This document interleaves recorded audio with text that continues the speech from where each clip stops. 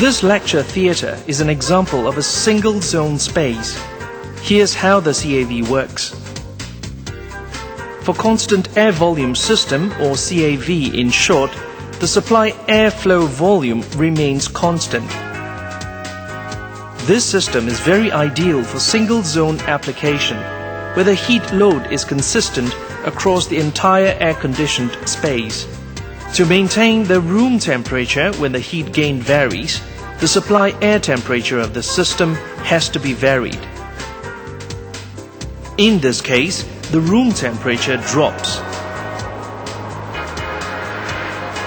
A thermostat located at the return air path senses the temperature change.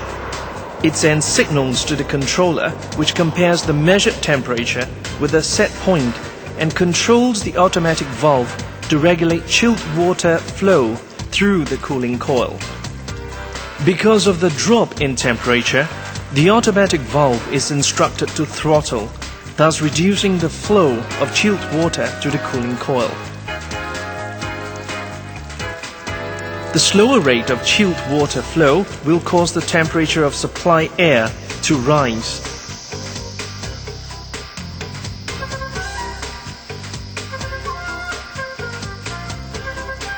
Now, with the higher temperature supply air, the air-conditioned space temperature is returned to its set point.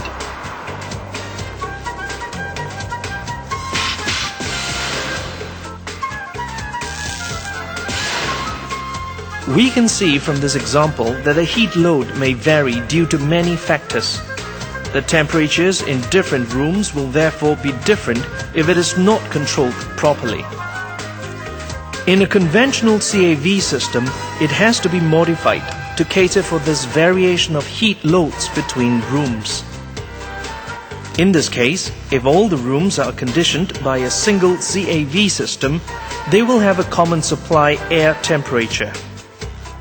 The supply air has to be cold enough to cool the room that has additional heat load due to the direct sunlight. As a result, one room is just fine, whereas the other rooms may be too cold. Let us see how the CAV system with reheat works. The thermostat senses that the room temperature is too low. It sends a signal to activate the heater element to switch on, thereby raising the supply air to an appropriate temperature to warm up the room.